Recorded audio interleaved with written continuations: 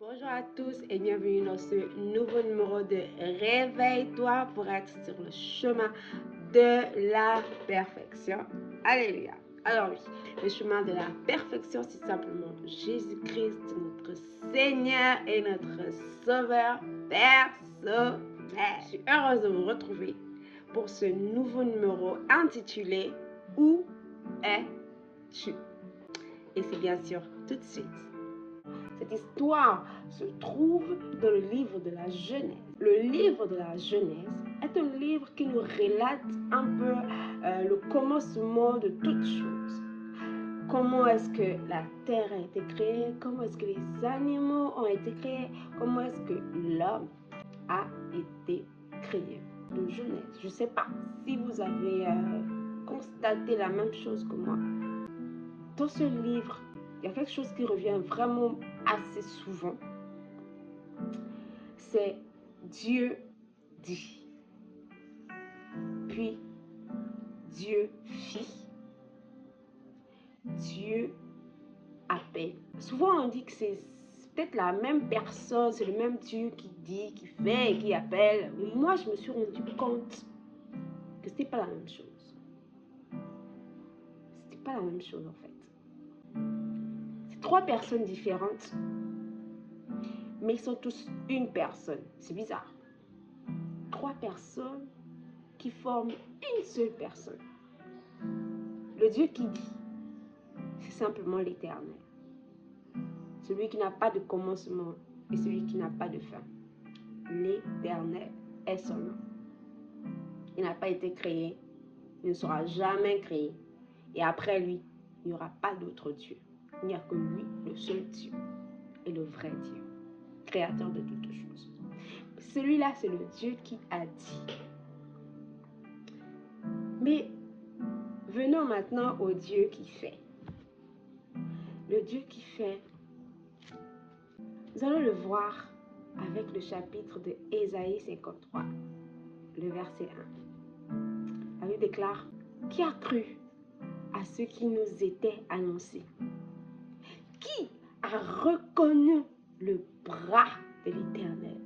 Le bras ici symbolise la force, le pouvoir, la domination. Je me suis posé la question de savoir, mais qui a reçu ce pouvoir-là?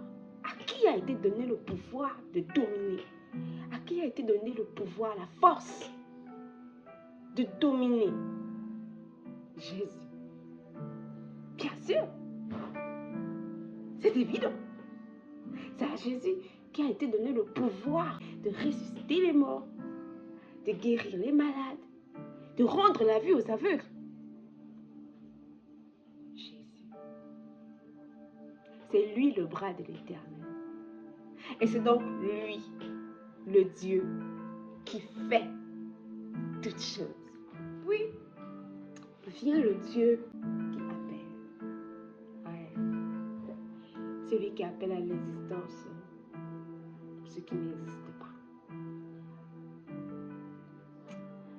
C'est Dieu-là. C'est le Saint-Esprit. C'est le Dieu qui appelle. Et bien sûr, on peut le voir dans Actes des Apôtres, le chapitre 13, où il dit, pendant que ils étaient en prière, alors on parle ici de Saul et Barnabas, qui sont en train de prier, etc. Et tout à coup, le Saint-Esprit se met à parler. Il dit, mettez-moi à part Saul et Barnabas pour l'œuvre à laquelle je les ai appelés. Et le Dieu qui appelle ici, c'est le Saint-Esprit. C'est lui qui appelle. Oh, les choses qui n'existaient pas. Et voici, elles viennent à l'existence. Wow, quel Dieu. Mais ce n'est pas notre sujet d'aujourd'hui. Alors, notre sujet d'aujourd'hui s'intitule « Où es-tu » Et nous allons le découvrir. Voici comment l'homme et la femme ont été créés. Genèse chapitre 2, le verset 20. Alors, l'Éternel Dieu fit tomber un profond sommeil sur l'homme qui s'endormit. Il prit une de ses côtes et referma la chair à sa place. L'Éternel Dieu forma une femme de la côte qu'il avait prise à l'homme et il l'emmena vers l'homme. Et l'homme dit, yeah! Seigneur, j'ai cherché, non, parmi les animaux, je ne l'ai pas vu. Quoi? Qu'est-ce que c'est? Non, il ne peut pas croire. Il ne peut pas croire. C'est que mes yeux voient. Ou bien c'est une blague. L'homme dit, cette fois-ci, c'est l'os de mes os. Qu'est-ce que c'est? Chair de ma chair. Oh.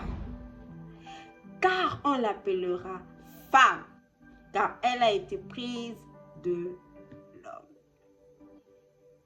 Et le verset 24. C'est pourquoi l'homme quittera son père et sa mère et s'attachera à sa femme. Et ils deviendront une seule chair. Et là, dans cette ambiance tellement festive, tellement... je dois rencontrer ça belle. Ça raconte. Elle l'a rencontré comme ça. Tout joyeux, papa. Je commence à la montrer les dents. Maman, viens. Ici, là, c'est le lion. Là-bas, c'est le jaguar. Hey! Regarde l'ours. Quelle beauté. Maman, ça là, c'est l'eau. On appelle ça l'eau. Ici, là, c'est un fruit.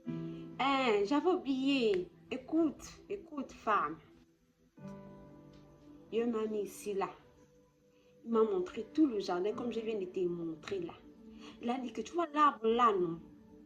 On ne doit pas toucher à ça. L'arbre là, on peut manger de tous les autres fruits, mais l'arbre là, connaissance du bien humain, gardien ne mange pas. Gardien ne mange pas ça. Genèse 2, chapitre, le verset 16. L'Éternel donna ce commandement à l'homme. Tu pourras manger de tous les arbres du jardin. Verset 17. Mais tu ne mangeras pas de l'arbre de la connaissance du bien et du mal, car le jour où tu en mangeras, tu mourras. Donc, c'est ce que papa a dit. Quand il m'a mis cela, c'est qu'il a dit, chair de ma chair. Elle est blessée ici là. Regarde comment elle est. Chair de ma chair. Ça a compris, hein? Continue à marcher. Regarde, ici là, c'est un poisson, car il est beau, coloré. Assieds-toi un peu, bientôt le coucher du soleil, tu vas un peu regarder ça. Chair de ma chair. Et voilà, dans cet Éden, tout était beau, magnifique. Mais il y avait quelqu'un qui les regardait. Ah bah c'est là.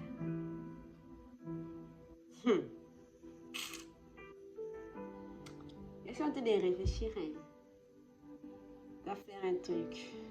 C'est qu'elle doit faire là. Ça ne doit pas rater.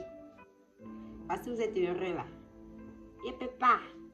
Je ne peux pas supporter ça. Attendez-moi, j'arrive. Le serpent était le plus rusé de tous les animaux que l'Éternel Dieu, on précise, l'Éternel Dieu avait fait.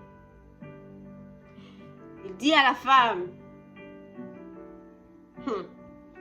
y a-t-il réellement dit que vous ne mangerez pas de tous les arbres du jardin?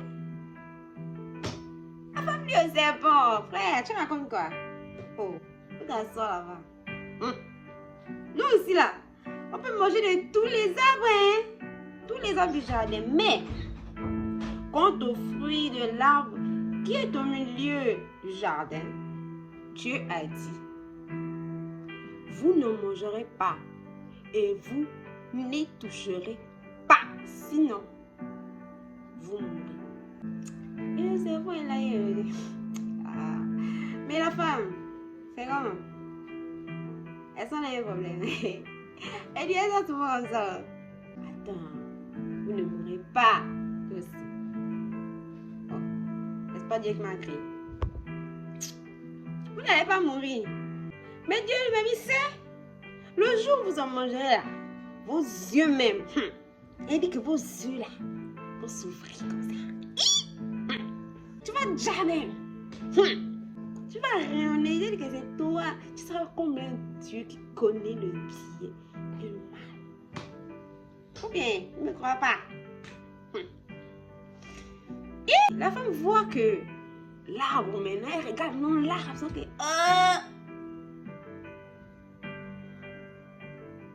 en vrai, je sais pas, mais je sais pas, regarde bien. Regarde le fruit de ça. Un fruit que tu n'as jamais goûté. Regarde d'abord le fruit, regarde d'abord. La femme vit que l'arbre était bon à manger, agréable à la vue, propre, à donner du discernement.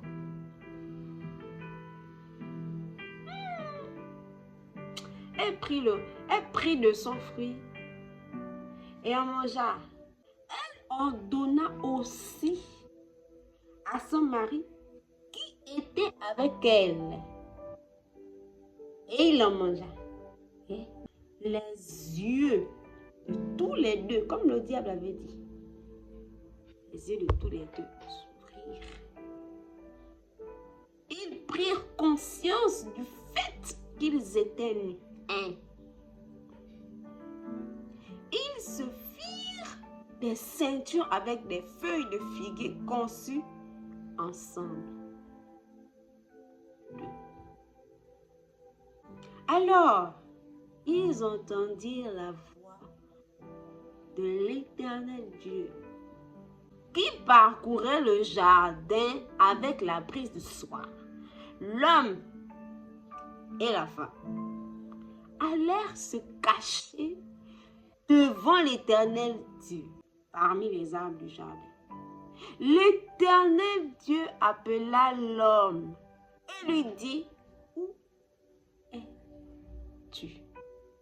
Frère, attends. C'est moi-même qui t'a mis dans Éden là. Tu es où? Papa? Adam? Oh. Mais je ne le vois pas. Adam? Où? Billy où? Voilà maintenant, Dieu est là-bas, il y a une femme enceinte qui a perdu son enfant. Mais tu es où? Car il n'est plus là. Mais attends, Adam, il était cher, je t'appelle non? Ou bien, est-ce que ce jour-là, c'est moi qui t'ai appelé? Chaque fois que tu entends la brise du soir là, tu sais que c'est moi qui arrive. Ah, tu ne cours plus vers moi. Je commence à les chercher comme ça. Ils sont plus là. Et 2 jours là, on s'est vu. J'étais cherché, tu n'es plus là. Et il est sorti de la présence de Dieu. Il est simplement sorti de la présence de Dieu. Dieu dit, où es-tu? Je te cherche dans ma présence. Je te cherche dans ma présence. Où es-tu? Adam, c'est dans ma présence que je te cherche. Où es-tu? Où es-tu? Où? Mais après, Dieu regarde au-delà de sa présence. Il regarde hors de sa présence. C'est là-bas qu'il trouve Adam et Ève. Voilà ça. Ce que j'ai craigné là. Ça arrivé.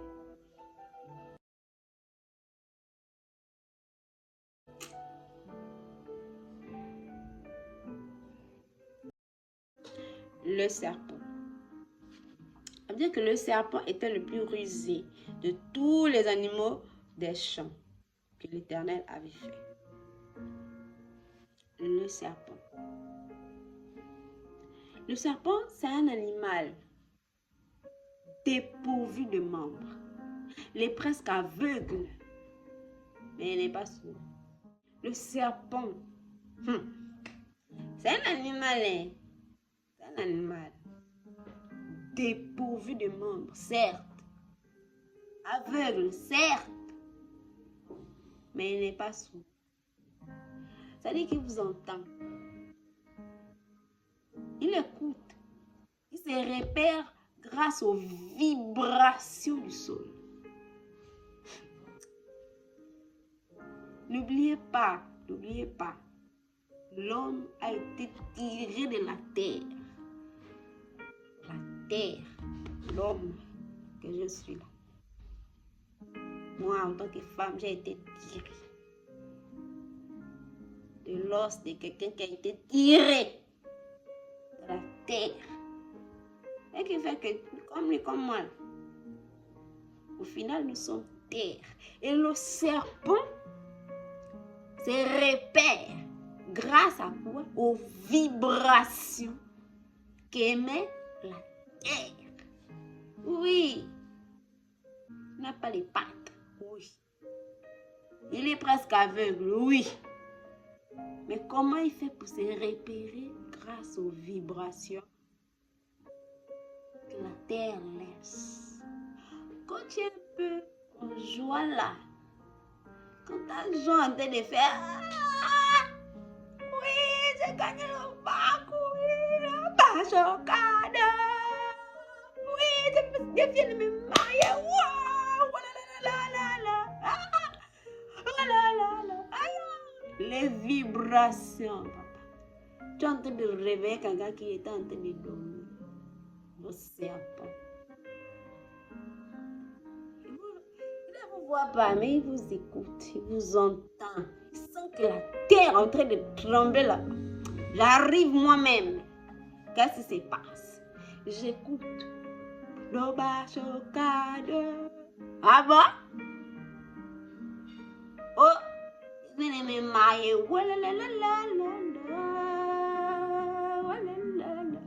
Ah bon? Oh, j'ai le master. Ah bon? Oh, j'ai le doctorat. Ah bon? J'ai un nouvel enfant. Ah bon? Il écoute le serpent. Il écoute. Elle lui dit que c'est l'animal le plus rusé. C'est bizarre, hein? Quelqu'un qui n'a pas les pattes. Les vibrations, les ondes que tu émets attirent le serpent vers toi. Quel que soit, il va élaborer un plan pour te faire sortir de la présence de Dieu. Comme il a fait avec Adam et Ève. Vous pensez que c'était rien. Ève là-bas, je dis que Dieu a dit les mots. C'est un jeu de mots. Il vient, il dit pas seulement oh. Il change un peu, il ajoute un petit. Dieu a dit non, lui dit Dieu a-t-il réellement, il ajoute réellement. Réellement. Ça ne faisait pas partie de ce que Dieu a dit. La femme devait commencer à cogiter comme ça, que réellement comment? Il n'avait pas mis réellement. Quand Dieu a dit, là, il n'y avait pas réellement dedans. Frère, réveillons-nous. Réveillons-nous. Il faut connaître ce que Dieu dit. Cette tête. De telle sorte que, lorsque le serpent arrive, quand il met réellement, tu dis que frère, il n'y avait pas réellement dedans. Tu m'enlèves ça. Je sais que toi, là, tu n'es même pas de Dieu. Parce que Dieu lui-même, il sait. Il ne change pas sa parole. Il ne change pas sa parole. Quand tu viens ajouter réellement là, il n'y avait pas réellement dedans. Il faut m'arrêter ça. Si elle avait parlé comme ça, là, on ne devait pas être là aujourd'hui. Mais non, il n'avait pas réfléchi. Voilà. Et c'est comme ça que nous, souvent, quand on nous dit, par exemple, voilà, La X a dit telle chose de toi. Et toi-même, si tu ne sais pas ce que Dieu a dit de toi, voilà, tu tombes même chose qu'Ève. Aujourd'hui, on s'est plaint que c'est Ève qui a donné. Aujourd'hui, combien est-ce que nous sommes pareils qu'Ève? Nous sommes pareils qu'Ève. Quelqu'un vient nous dire, ah, celle-là, oh, voilà ce que X a dit de toi. Est-ce que tu réfléchis sur ce que Dieu a dit de toi? Tu t'assois là. Oh, voilà maintenant ce qu'on a dit de moi. Toi, tu ne sais même pas qui tu es. Ah! Réveillons-nous. Les vibrations. Faisons attention. Alors, le plus rusé, ça fait référence à son caractère. C'est-à-dire qu'il est habile, malin, fourbe, déloyal, afin de parvenir à ses fins. Le serpent, c'est un être fourbe, déloyal. Il fait cela afin de parvenir à ses propres fins. Et c'est que la fin, là, c'est que toi, là, tu sortes de la présence de Dieu. C'est ça. La ruse ici, c'est un stratagème, c'est une stratégie qu'il utilise pour tromper. Il va élaborer des stratégies pour tromper. Parce que là, sentir une certaine vibration dans ta vie, il élabore des stratégies pour pouvoir te faire sortir de la présence de Dieu. Et si toi aussi tu n'es pas assez vigilante ou vigilant, eh bien tu tombes facilement dans son piège. Alors pourquoi le serpent ici? Pourquoi est-ce que le serpent est-il comme ça? Pourquoi? J'aimerais bien savoir un peu ce que Ève a fait pour que le serpent vraiment puisse venir tout gâcher comme ça là. Qu'est-ce qu'elle a fait au serpent? Ma chérie, tu n'as rien fait. Le problème, c'est pas toi. Le problème, c'est ce que tu transportes, la vibration. Le problème, c'est Christ en toi, l'espérance de la gloire. La vibration, c'est ça. J'ai envie de te faire sortir de là. De la même manière que Dieu m'a fait sortir de ça. Toi aussi, je te ferai sortir de la présence de Dieu. Et oui, on sait tous qu'il y a eu une guerre au ciel. Lucifer contre les anges de l'Éternel. Lucifer a dit, je monterai. C'est moi qu'on célèbre cela. C'est moi le plus spectaculaire de tous les anges que Dieu a créés. C'est moi-même.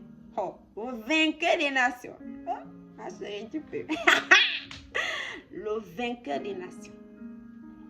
Je monterai, j'établirai mon trône au-dessus du trône de Dieu. Aïe, l'orgueil. C'est l'orgueil là qui a fait en sorte que Satan se retrouve déchu. Qui a fait en sorte que Satan, le serpent aussi, tombe. Et parce qu'il est tombé, il s'est dit, ok, comme c'est comme ça, moi aussi, je ferai trébucher, je ferai tomber les fils et les filles, ceux qui appartiennent à Jésus, ceux qui appartiennent à Dieu, au Père. Je les ferai tomber. Je n'aimais... Ah, non, non, non, quel que soit. Je ne serai point fatigué jusqu'à ce que je vois de mes propres yeux que tous les fils sont tombés. Et là,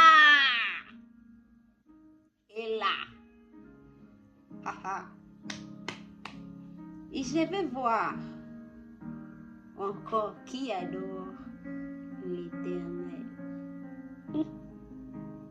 En tout cas, c'était son plan. Et il a bien réussi avec Adam et Ève. Mais tu te dis, où es-tu?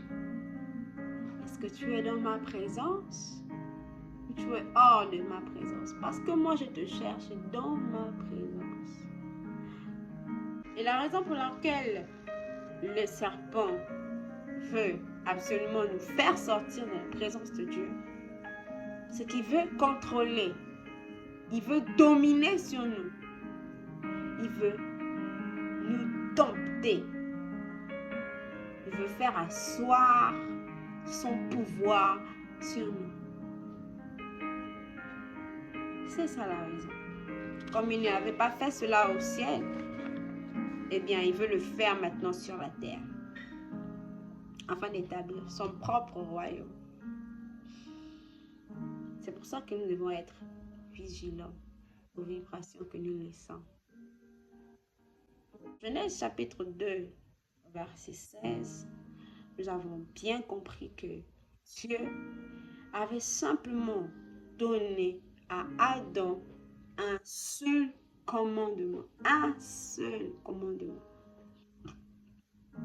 Vous ne mangerez pas du fruit de l'arbre qui donne la connaissance du bien et du mal. Oui, Dieu est un Dieu juste. Il savait très bien ce qui s'est passé dans le ciel. Et il ne voulait pas cacher cela à l'homme. Parce qu'il est Dieu. Parce qu'il est juste. Et dans sa justice, il a créé un Éden magnifique. Et il a placé au milieu cet arbre qui donne la connaissance du bien et du mal.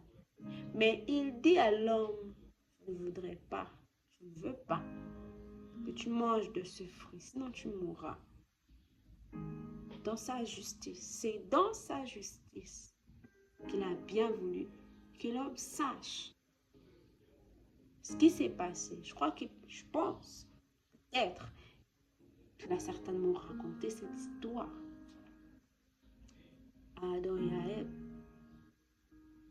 Et qu'ils ont bien compris. Et donc, ils savaient qu'ils ne devaient pas manger ce fruit. Mais hélas, le trompeur, le tentateur est venu. Il a tout chamboulé.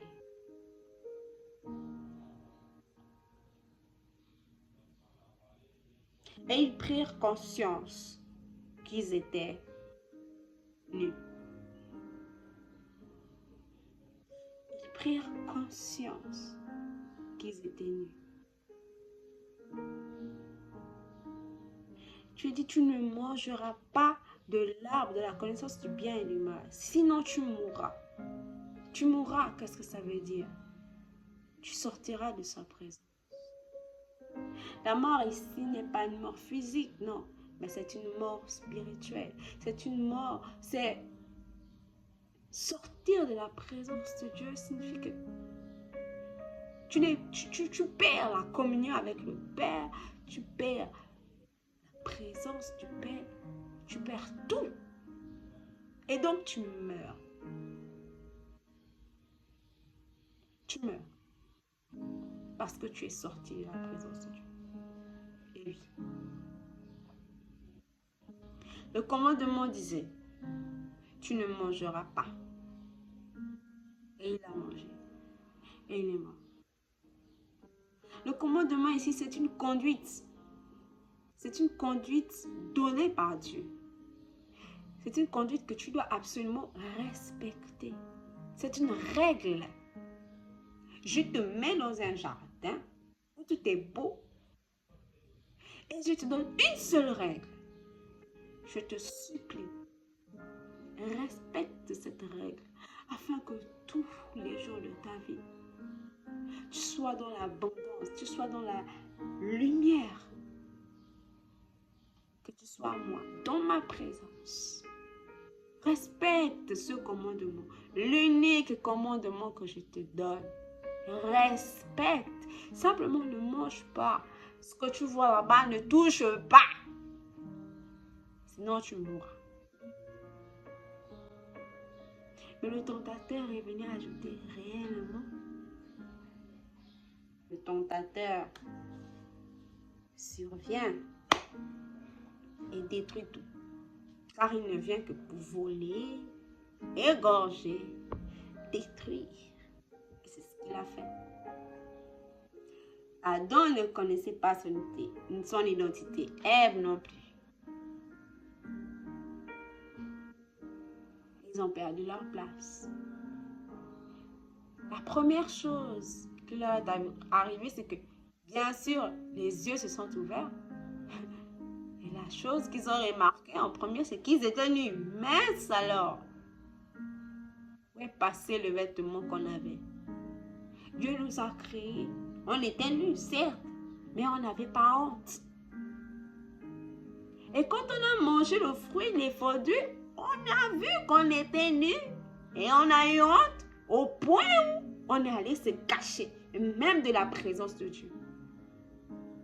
La première chose que le péché emmène, c'est la honte, c'est la nudité. Tu te rends compte que, en vrai, tu es nu en fait. Mais qu'est-ce qui s'est passé? Il y a comme quelque chose qui est sorti de toi. Et tu te rends compte que tu es complètement nu, complètement vulnérable. Oh! Mais il y a quelque chose.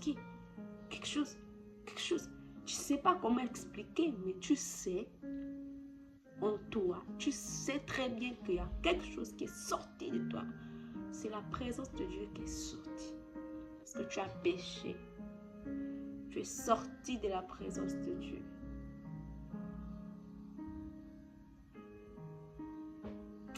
Et Dieu est là. Il dit, tu es où, mon fils? Tu es où? Tu es où? Regarde comment tu es. Regarde. Tu étais bien vêtu.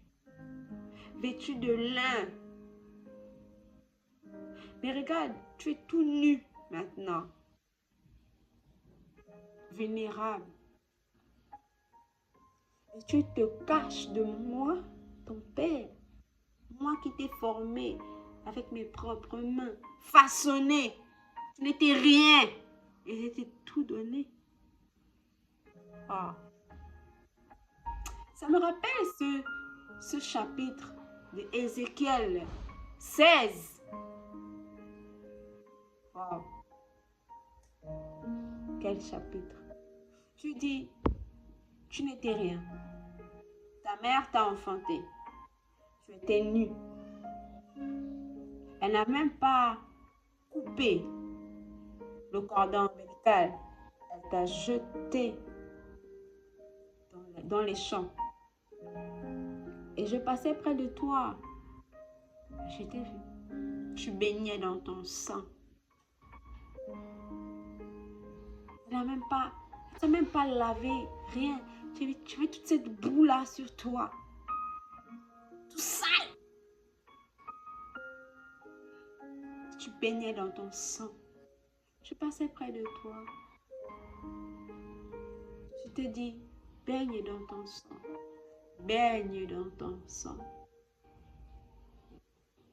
Et puis tu grandis. Bien sûr, je t'ai élevé. Tu ne me voyais certainement pas. J'ai fait tout pour que tu grandisses, que tu sois en pleine forme, que tu manges bien. Et puis, le temps est arrivé. Le temps où tes seins se sont développés, tu es devenue une magnifique jeune femme, prête pour se marier. Et je suis venue à toi. Je t'ai mis une bague au doigt. Je t'ai ceint des magnifiques vêtements, du lin. Je t'ai donné à manger. J'ai mis sur toi une magnifique couronne. Oui, une magnifique couronne. Et tu étais belle. Les gens se sont vantés de ta beauté. Oui, ils t'ont admiré. Tu étais éclatante. Et tu as eu confiance en cette beauté. Tu as pris tout ce que moi, l'Éternel, je t'avais donné. Tout, absolument tout. Tu as pris ça et tu es sorti de ma maison. Tu as commencé à te prostituer. Et tu ne l'as même pas fait comme les autres prostituées. Hein? Parce que les autres prostituées, quand elles se prostituent, elles demandent au moins de l'argent. Parce que c'est un service que je te rends, oh frère. C'est un service, tu dois payer. Mais toi, non. Tu n'as même pas agi comme les autres prostituées. Toi, ce que tu as fait, c'est que tu les as même payés avec ce que moi, l'Éternel, je t'ai donné. Le lin que je t'ai donné, tu l'as payé. Tu as payé tes amants avec. Tu as construit des hauts lieux sur la place de la ville. Et c'est là que tu t'es prostituée au regard de tout le monde. Tout le monde te voyait te prostituer. C'est pas possible. C'est pas possible en fait. Tu t'es conduit comme une femme adultère, même pas comme une prostituée, comme une femme qui n'avait pas de mari. C'est ainsi que tu t'es comporté. C'est ainsi que tu... À moi en fait, tu me faisais mal. Oui, j'ai mal au cœur en fait, quand je te voyais te prostituer à la place. Genre, moi, ma femme, franchement, en vrai, tu pars à la place des fêtes. Imaginez, à la place des fêtes, place d'indépendance, tu pars, tu crées un lieu où tu vas te prostituer. C'est pas possible. Et moi, ton mari, alors, tu te comportes comme si tu n'avais pas de mari. C'est pas sérieux. Franchement. Et Dieu, là, il avait le cœur. Ouh là là, il avait le cœur vraiment blessé. Il avait peut-être honte même. Ouais, c'est clair. Il avait honte. Je vais me venger. Alors là, je m'as fait très mal. Je ne peux pas supporter ça. Je vais donc te livrer à tous les amants auxquels tu t'es prostitué. Bien sûr. Je vais te livrer entre leurs mains en fait. Tu sauras que moi, je suis l'Éternel. Mais ensuite, ce qui est merveilleux avec notre Dieu, c'est qu'il s'est souvenu du moment de ta jeunesse. Il s'est souvenu du moment où elle n'était rien. Du moment où elle gisait dans son sang.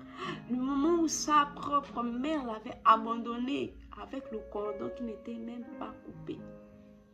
Du moment où il a pris soin d'elle. Il s'est souvenu de ces moments-là. Il a dit, je l'aime. Je ne peux pas faire cela. Je la délivrerai.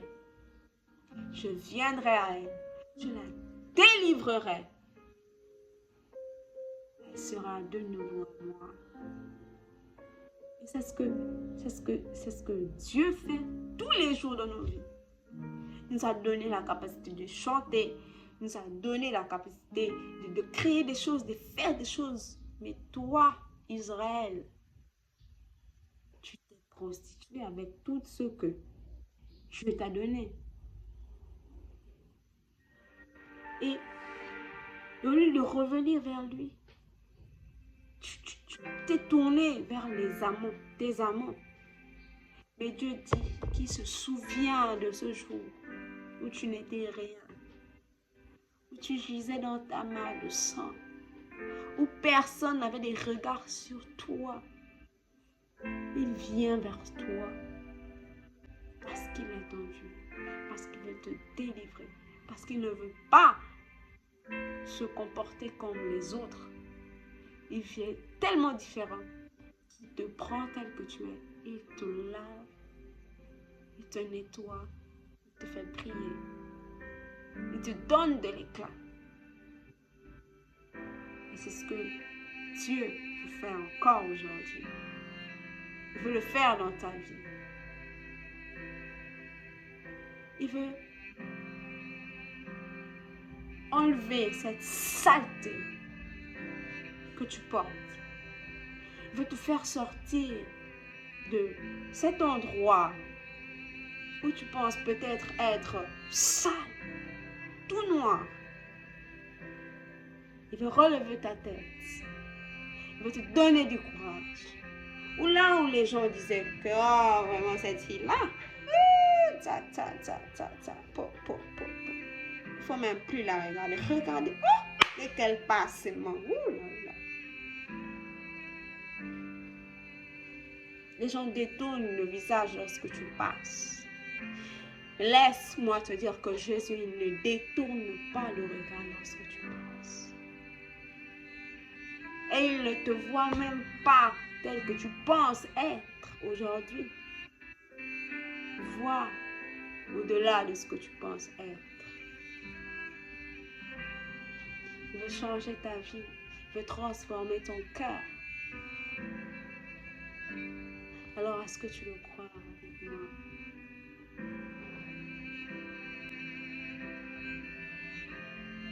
Oui. Rentre dans le sanctuaire de Dieu. Fléchis les genoux. Réponds-toi. Demande pardon parce que tu as pris tous les bijoux que Dieu t'a donnés et tu allais te prostituer.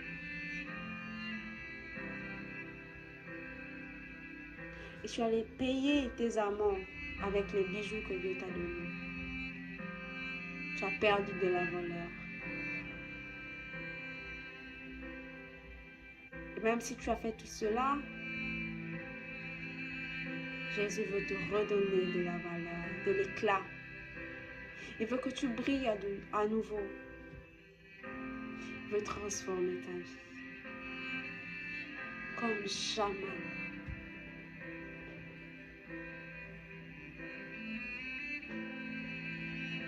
Comme jamais.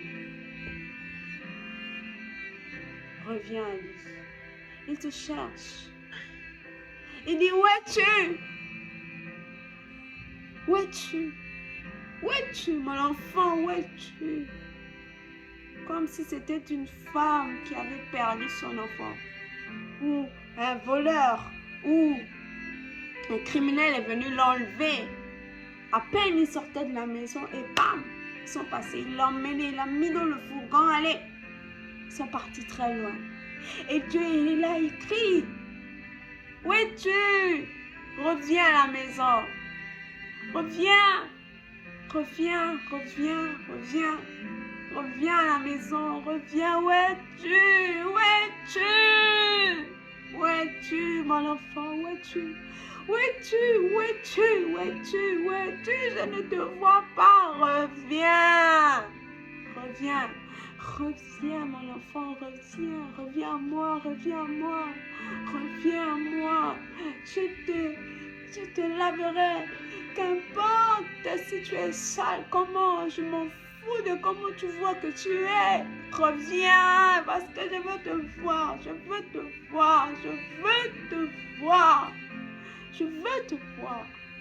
Je veux te voir. Mon cœur est brisé, mon cœur est tellement vide sans toi. Reviens, reviens, mon enfant, reviens. Qu'importe ce que tu as fait, qu'importe ce que les gens disent que tu es, qu'importe, oublie ça, oublie ce mensonge que le serpent veut mettre dans tes oreilles pour te faire sortir de ta présence, de ma présence. Qu'importe ce que le serpent dit de toi, toi reviens, regarde-moi, je suis ton Père. C'est moi qui t'ai formé, c'est moi qui t'ai fait grandir, c'est moi, même si tu as été rejeté, certes, je suis là. J'ai toujours été là, C'est toi qui t'es prostitué, c'est toi-même qui es parti. Mais reviens, je t'en prie, reviens. Reviens. Je ne veux pas que tu sois hors de ma présence. Je veux que tu sois avec moi. J'ai préparé une table pour toi, pour te recevoir. Oui, pour te recevoir. J'ai préparé des vêtements pour toi, pour que tu ne sois plus nu. J'effacerai de tous ceux qui t'ont vu nu lorsque tu t'es prostitué ici et là. J'effacerai ce souvenir sombre de ta vie. Je te donnerai la gloire. Je te donnerai de l'éclat. J'effacerai toute trace de péché en toi. Je te laverai. Oh, où es-tu? Où es-tu? Reviens, reviens, reviens, reviens. Reviens. Reviens. C'est le cri du cœur de l'Éternel. C'est le cri de douleur de l'Éternel. Je suis à la porte, mon fils. Reviens. Je t'attends. Je t'attends, mon fils. Je t'attends. Ma fille, je t'attends. Qu'importe si tu es passé par la drogue, l'alcool, la cigarette, la prostitution, qu'importe. Qu'importe où tu te trouves à cet instant. Qu'importe même si tu es en train de te droguer. Qu'importe même si tu es en train de faire ce que tu ne veux pas faire. Voici mes mains sont étendues. Me voici. Viens à moi. Viens à moi. Je t'accueille les bras ouverts. Qu'importe ta saleté, je t'essuierai, je te laverai. J'ai tout à ma disposition pour toi. Tout a déjà été prêt pour toi. Mais c'est toi que j'attends. C'est seulement ton cœur que j'attends. C'est toi, j'attends que tu reviennes, que tu te retournes et que tu me vois. Que tu me vois. Car je suis là. Je suis là. Je suis là pour toi. Je suis là pour toi. Rien que toi et moi. Rien que toi et moi. Et moi. Reviens.